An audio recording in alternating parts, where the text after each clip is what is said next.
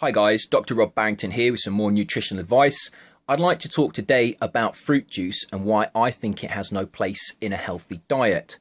Now, if we look in the nutritional literature, what we tend to find is that studies are increasingly showing that those people who consume fruit juice tend to have an increased risk of Western lifestyle diseases.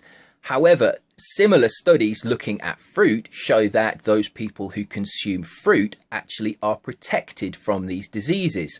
Therefore, the processing of fruit into fruit juice has some kind of detrimental effects on the final product. Now, what is it about the processing of whole fruit into fruit juice that tends to cause a problem to the health? Well, when we look at whole fruit, what we find is that whole fruit has a large amount of fiber, and that fiber is mainly in the cell walls of the cells, and the sugars are within those cells. When we consume whole fruit, the fiber encircles the sugar, it protects the sugar from our digestive enzymes, and although eventually the sugar is digested, this process is greatly slowed, and this means that the sugar only reaches our bloodstream very slowly. In other words, the fiber has a modulatory effect on how quickly we absorb the sugar. If we process that same whole fruit into fruit juice and remove the fiber, we are in effect concentrating the sugars into a similar type of drink as you would find in a soft drink. In other words, sugars dissolved in water. There is very little difference biochemically between a soft drink and a glass of fruit juice. The effects on the blood sugar are very similar. The effects on the liver are very similar. And what tends to happen is the sugars in the fruit juice, which will probably be mixtures of sucrose and fructose, they will go to the liver and overload it with energy.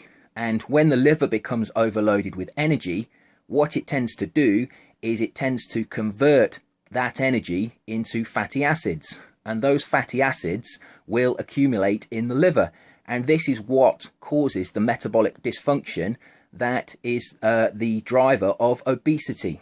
In fact, most of the sources of carbohydrate in the Western diet are actually refined and have had their fiber removed.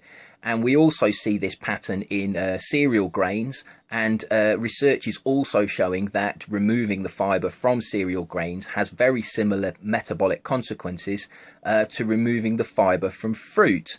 Now, some people could argue that if you drink your fruit juice with a meal, the fiber in the meal will slow the absorption of the sugars, and this will negate some of the negative effects, and this may be true. However, this is on the assumption that there is fiber in your meal. If you are eating a typical Western diet, the chances are you are consuming foods that are low in fiber, and therefore this effect will not be apparent.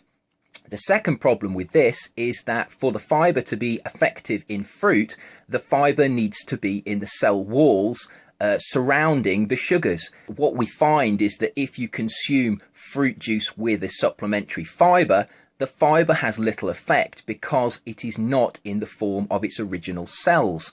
This is very important, and recently research is showing that the fiber needs to be in its original whole food form. Once the fiber is processed into a supplement, it is not as effective as it was in the whole food. And therefore, even if you consume your fruit juice with a meal, the chances are that you will still overload your liver with nutrients. So I would suggest that if you currently consume a lot of fruit juice, that you try to limit your intake and you obtain your fruit juice from your whole fruit.